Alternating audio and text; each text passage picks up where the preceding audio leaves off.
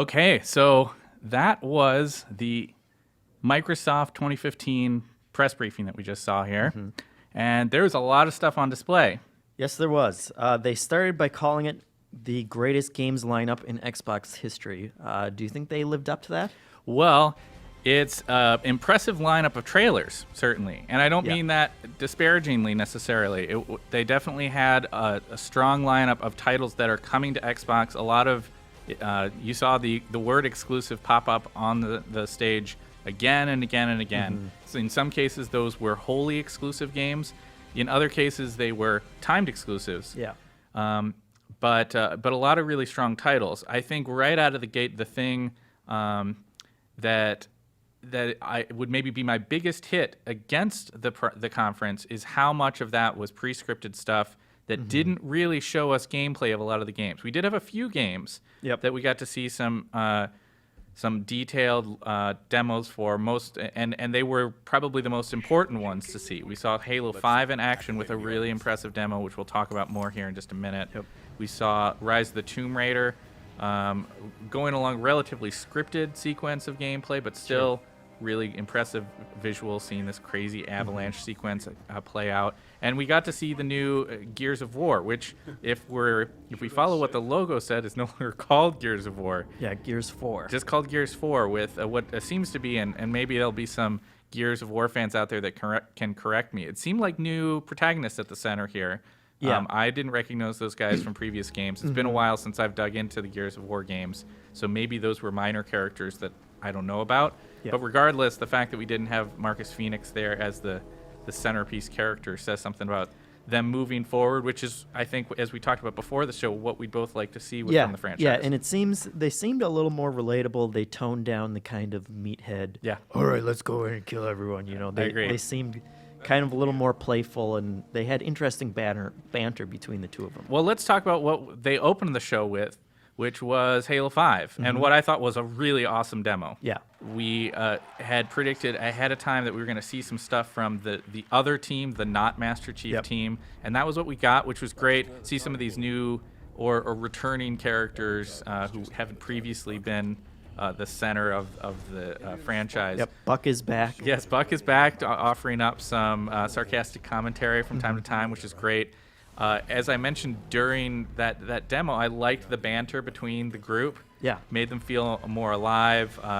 Even when one of the characters would go down, having there being this ongoing banter between them about getting that character back up, that kind of thing, changing weapons. And that should be good for co-op too, depending on whether you want to chat with the actual person controlling them or not. It seemed like he was still giving out mission objectives, and the actual voice actor was doing that, so everyone knows what they should be doing. Hopefully they'll listen and actually play along with that. But yeah, well, we'll I think see how that co-op experience plays out. But from what we've learned about it when we went out to visit 343 Industries, it's very much built around that kind of drop-in, drop-out experience. So there's always those characters. You're always rolling with one of the fire teams or the other, either Master Chief or Lox, and it should be easy to be able to have somebody just kind of drop into your game, take on one of the characters, and keep on rolling through the story.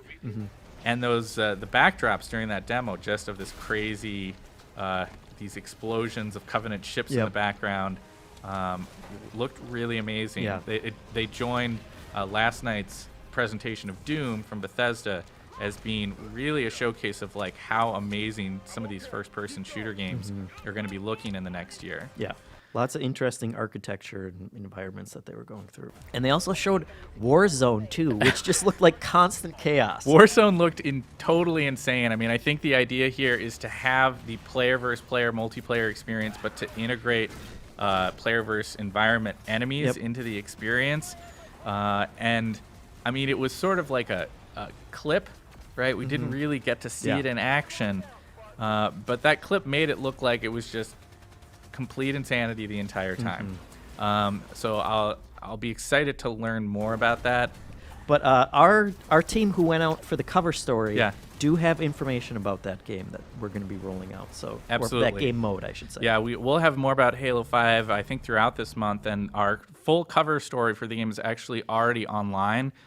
Something we don't normally do, but that we wanted to do, and sort of honor of E3 and all the news coming out here at the show, you can learn all the stuff that our team learned about it out there at 343.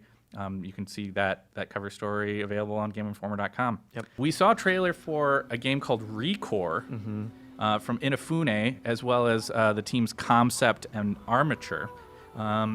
It's a new first-party game for Microsoft, which is one of the reasons I think that they front-loaded it as much as they did. Yeah.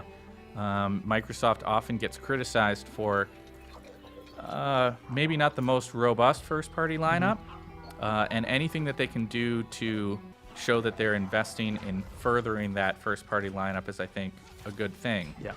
I can't say I really understand what's going on in that game, other than that you have a cute buddy. They killed the robot dog. They killed the robot dog, but he lived didn't on. really kill No. him. Yeah. It was just... His spirit lived on inside of a much larger robot human beast creature thing. Yeah. So it's all good. It's all good. The dog made it through. But presumably that should be interesting for gameplay if you can have this companion that goes along with you, but it's changing shapes. And absolutely. would You could imagine presumably have different situations... functionalities and stuff. Yeah, exactly. You could imagine situations where it would be a big thing that you'd ride, or some giant creature that you could send charging into battle that's many times your own size. Yeah. One of the other big things that they came out with was the backwards compatibility news. This is something that's always an unusual aspect. It often shows up at E3. Talk about backwards compatibility shows up for Sony and for Microsoft year after year after year after year, from one console generation to the next. And it's an interesting thing because it's a thing that everybody really, really wants. And yet in practice, a lot of indicators out there seem to show that not as many people use it as talk about wanting it. And it's really hard to implement. So it always kind of comes off as lip service, like, hey, this is something we'd like to do. We're trying to figure it out. Yep. But this seemed like a much larger assertion from Microsoft that they're going to have this Xbox 360 compatibility. It's not, they said it's not every game at the beginning, but it was front and center for the press conference, and they listed a number of games, and also throughout the rest of the thing, you kind of saw those pop up. It seems like that's kind of how they're bolstering their, third party games need to come with some kind of exclusive, and it seemed like a couple of them were like, okay, we'll throw in the old games too. That's a nice way to kind of add to it. Yeah, it's a smart function for pre-order bonuses, for like you said, for bonus things. When you buy this game, you get the previous games that came out on the last system. I think, like previous instances of backwards compatibility, it remains to be seen how much people are really going to use it. People talk about how much they want to play their old games, and yet there's so many great games that come out new these days. It's hard to keep up with. It's hard to even keep up with that. Nonetheless, I think you have to count it as a win. There was a little bit of a dig against Sony in there, talking about how here's an opportunity to have your games that you already paid for free, and not having to pay for them again, which is sort of how Sony's platform works. It seems like they haven't figured out whatever the hardware thing is, so they're going to let you stream those old games. Yeah. But then you also have to repurchase them or rent them if you want to play them. That was a clear dig, and I think an effective one. Yep. To point out that difference. We saw the Xbox Elite controller, which seems in many, many ways to be emulating what we're seeing on the pro circuit right now. There's a lot of the pros out there have begun switching over to some of the high-end third-party controllers that have additional customization features, have those bumpers on the back of the controller, have the option to be able to change out your stick to convex or concave, no matter whichever one you kind of like. And the Elite controller is looking to try to do all those things. Yeah, it seemed like beforehand what we had heard that it was just kind of minor improvements, but this is clearly, like, they called it the Elite controller. It is definitely going towards that more hardcore crowd. I like the fact that it has all that customization stuff too. That shouldn't just appeal to, the pro players out there or anything. That's something everyone can use. Yeah. We saw some Fallout 4, not a lot of new stuff in terms of actual gameplay, except for a few brief sort of story snippets about coming in and helping this crew of people who are stuck inside of a building. The bigger news that came out of Fallout 4, since we'd seen so much of it last night, was the stuff about Fallout 3 being included with Fallout 4. And I suspect that's another thing with the backwards compatibility. That game is probably already there, and so they figure that's an easy tie-in. Absolutely. And it's not like Bethesda's making money on Fallout 3 anymore. No. So it's no skin off anybody's back to be able to offer that. The bigger news, I think, though, and it's a huge question mark too, is that you can now, they're going to bring over mods made on the PC, and you can bring them over. And they said you can do that on Xbox One. It's still not clear if that is an exclusive to Xbox One, or if that's a broader next-gen kind of initiative. We saw Peter Moore take the stage to talk about EA Early Access, or EA Access. Yeah. Which was almost a borderline infomercial, it felt like at times. Yeah, we had 2 repeats of their marketing logo line of the 3 things that it can do for you that didn't really have any bearing on what it really was. And it's clearly them pushing that subscription service that is still in its early days. And that was something that Sony had rejected too. Like Sony had the option for it. They decided they were not going to participate probably for their own reasons. They said they didn't feel it was a good value for PlayStation 4 owners. That may be because of PlayStation Now, and they had their own streaming system set up. Very possible. But it is. I mean, it's still good news if you're an Xbox One owner, and if you also want to pay, the subscription fee for that. They mentioned that Titanfall is, I think they said almost immediately. Yeah, I think it's this week, and they talked about Dragon Age Inquisition being later this summer. Those are 2 really great games, really big games that you'd be able to play if you were just paying that subscription fee. Garden Warfare 2, bonkers? Yep. Or not bonkers? Completely bonkers. Yeah. Even more so than the first game. I actually reviewed the first one. It was mediocre at the time it came out. I know EA or PopCap continued to add more elements to it. A lot of free DLC came out for it, and I heard it got better and better, so hopefully they are starting on a stronger platform for this one. But based on that trailer, it was just constant chaos. Yeah, and that was one of the games that struck me, again, to go back to a previous thing we discussed about, that we're not seeing any, we don't know what that game is. Like, we did not see gameplay of that thing running. The trailer certainly gave us a glimpse at some crazy units that are going to be out there. And the tenor of the game world as they're playing around with this is sort of like zombies have taken over now or something like that. I'm guessing we'll probably see more of that at EA's press conference. That's a good guess. Even though that was bonkers, even though Garden Warfare was totally weird, I'm going to vote the weirdest thing of the press conference to be the giant descending car from the heavens. Yes. The new Ford GT. Sure. The arrival of the descendant of the original Henry Ford to tell us about it, Henry Ford III. And it's in Forza. So there you go. It's in Forza. That's a good reason to lower a car from the stage. Why not? It's E3. I guess. Go big or go home, I guess. I guess that's what was going on. I mean, Forza did look good. Yep. We had some of the things that popped up there. They are having 120 or 26 destinations, I believe. Yep. 24 car multiplayer. It's coming September 15th, I think was what I noted down. We saw Dark Souls 3. Yep. That was a very cool reveal. Again, no gameplay. Nope. But we did get early 2016 release date time frame for that one. A pretty cool looking trailer. I'll give it that. Awesome, moody From Software music. A cool look at these strange environments. This boss rising out of the crypt. Yep, that's going to terrorize us. Yep. The Division was shown from Ubisoft. No gameplay, but we did once again get to see the New York setting. There's a timed beta coming to Xbox in December for that title. But we did see some more about Rainbow Six. Rainbow Six Siege coming October 13th, I believe they said. Coming, like we talked about before, taking advantage of that backwards compatibility thing. We've got Vegas and Vegas 2. That you'll get for free. The Rainbow Six Siege is a really solid title. I played it at last year's E3, and it's a really focused multiplayer experience where you're going through these rounds and you're either infiltrating or defending a particular space. We saw this sort of airliner level that they showed off today, but previously last year the space I played in was sort of a residential house. Yep. Presumably each of the stages are going to have some interesting things about them. And I'm stoked about that game. I'm not always a huge multiplayer-only fan, but I think that this game lends itself well to that opportunity, and I'll be interested to see how it all comes together. We saw Gigantic. We did.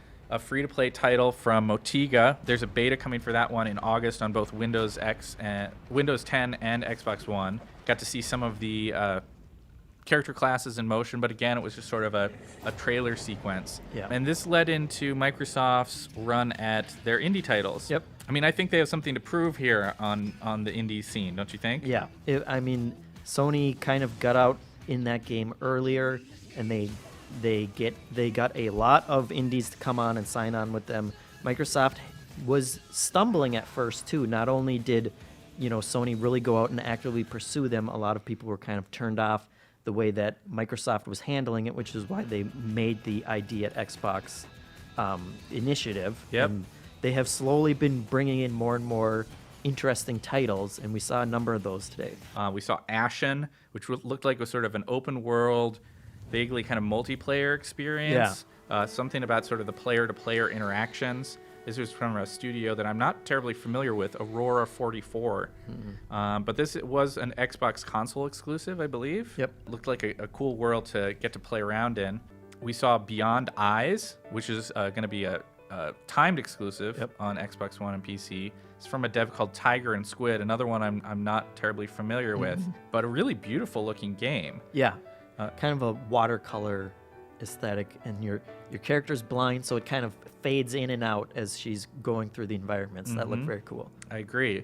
A game that we have done some coverage on previously is Cuphead from Studio MDHR. Yeah. This is this kind of it's sort of like playing one Mega Man boss after the next, except with co-op enabled. Yeah. And definitely the kind of only game that can exist in the indie space. Yeah. Where they've gone to insane lengths to make it look like an old cartoon. Absolutely. And then, like you said, just the focus on boss battles, that kind of takes in an insane dedication from, the two-man team that's working on it. So. Yeah. And we also got a glimpse at Fulbright's new game, Tacoma.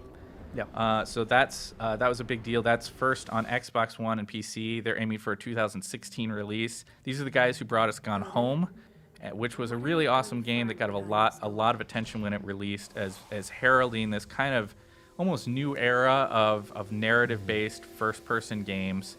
Had a really intriguing story, and I think people have some pretty big expectations around Tacoma. Yeah.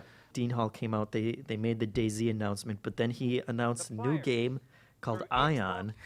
that I which we totally still don't understand at all. Apparently it's like the Matrix. They have created their own virtual universe that we will all be partaking in. I guess so.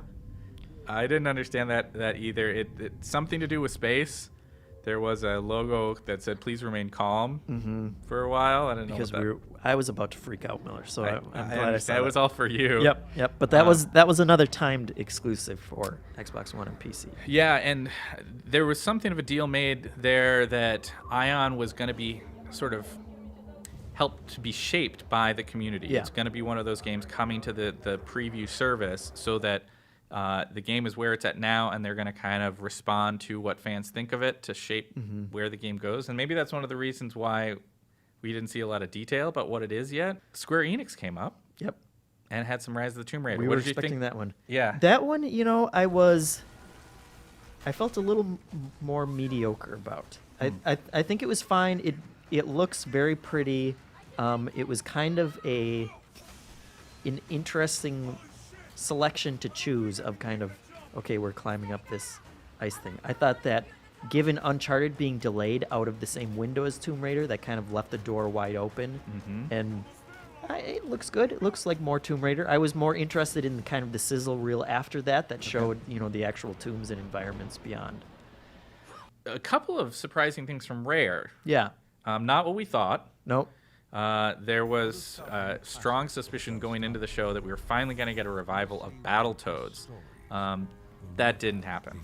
No, we are getting Battletoads back again, but it's in a compilation. At first, the compilation itself sounds great. It's 30 games, Yep. all of Rare's big hits and everything else that they've basically worked on over the last 30 years.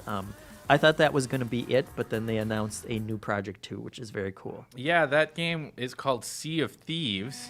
It seems like it's kind of going for this Caribbean pirate adventure, but with a shared world experience. I'm intrigued by the potential of that. I like the idea of like having to have your own pirate crew with different people doing different things on the ship. Yep. I don't know how it's going to work, how you get everybody to sort of cooperate in such a way. Yeah. But it would be neat if it did work. I think one of the things that really worked well about and was so popular with Assassin's Creed 4 Black Flag was just that pirate experience. It's a popular fantasy. People want to be pirates, Yes. to go between islands, to find hidden treasure chests, all that kind of stuff. And to have the ship-to-ship battles. And so even though that game was a sort of Assassin's Creed title, it offered the pirate fantasy in a very fun and meaningful way. And it seems like here they're trying to embrace that even further with kind of the fantasy elements of these skeletons rising up from the grave to protect their booty. And Yep. Still that kind of fun, Yeah. Rare vibe that we would want from it. I'm just happy that they've finally taken Rare off the leash and they're letting them make, this big, what seems like something more traditional to their strengths. Yep. We saw some Fable Legends. Before the show, I think we talked a little bit about that's a game that needs to prove itself. I still don't know. I mean, it's a free-to-play title now. I think it has been for a while that they announced that previously. It's going to finally come out this holiday, again, without additional gameplay to really show us what's going to be amazing about that title. I remain unconvinced, if interested. Right, Yeah. I like the Fable franchise. I'd love for Fable Legends to turn out to be great. They've had a lot of extra time to work on it. Yep. Still just kind of a fancy trailer look. You saw some characters that are going to be included in it, but still nothing too substantial about the gameplay or why people should be interested in that. As they steered towards their kind of final act of the press conference, they seem to indicate that Microsoft is all about VR. Yep. Kind of tripling down on that almost. Yes. They have their own HoloLens, which is augmented reality, so that one is a little different. Yep. But then we know we have Oculus support, and now today they announced Valve VR support. Yes. So, for better or worse, Microsoft sees this as a big part of the future of their games division. We saw Mojang showing off Minecraft on a table. Using the HoloLens. That was a pretty crazy camera setup they'd worked out to be able to show that off. And it was neat. Before it was kind of more of a tech trailer almost thing, I think, when they first revealed it. This time we actually got to see how it worked. I'm still not sure how playing the game from that view. It was an interesting view to be able to see what the other player character, running around in there. I don't know that I would want to play Minecraft. Having to from that walk angle. around your kitchen table. Yeah, kind of like zoom in while you're trying to control it with the controller. But it is definitely, futuristic, weird sci-fi tech. It is. At its best, kind of just looking at these worlds. I mean, it was very pre-planned. I mean, you'll notice that fortress town that they were playing in just happened to perfectly fit on the table that they had in front of them. Well, it seemed like it was scrolling, too, back and Yeah. forth. But yeah, I don't know how that will actually work for the game. We had talked a bit about, they bought Mojang for $2.5 billion. They better show something that has to do with Minecraft. And they did. And they did. That is definitely an exclusive thing that they can only do with HoloLens, so that's good. This led us into the closing of the show was Rod Ferguson out on stage talking about Gears of War. Yep. We're going to get an Ultimate Edition of the original game on Xbox One, so that's exciting. But the bigger Gears news was getting to see a live gameplay demo of the new title, Gears 4, coming holiday 2016. Seemingly new characters, JD being, I guess, our new lead instead of Marcus Phoenix. We got to see some new enemies, this crazy electrical storm, tornado thing. Yep. It was a cool demo. Yeah. My biggest wish for that franchise was that they would allow it to move forward. I always worry once you have a sort of the closing of an arc in a video game franchise like you have at the end of like Mass Effect 3 or at the end of Gears of War 3, that they're not going to be willing to move on from the existing characters and embrace the larger world that they've created. And it seems like they're doing that here. Yeah, hopefully. Hopefully. We'll see. Maybe half an hour into the story, Marcus cameos, Phoenix shows up and takes over the lead. But I thought it was a solid demo. It's a long way off yet. Sure. I'm sure that is the most polished section of that game, and that's probably about all that exists of it in that state. I don't know how many people actually expected to see an actual gameplay demo. And given how few gameplay demos there were at this press conference, it's great that that was one of them that they actually got to show off to people. Yep. Something else we did not see, the Kinect. Nope. No Kinect. Did the Kinect even exist? You guys, what's the Kinect? Yeah, what is that? I don't even remember anyone even saying the word Kinect one time. No, it did not show up. It did. I think at one point somebody used a like Xbox do this thing. Yeah. That was as close as we got to a Kinect command. appearance, a voice command. And so that was weird. And I think we're also curious whether this was going to be the year they abandoned 360.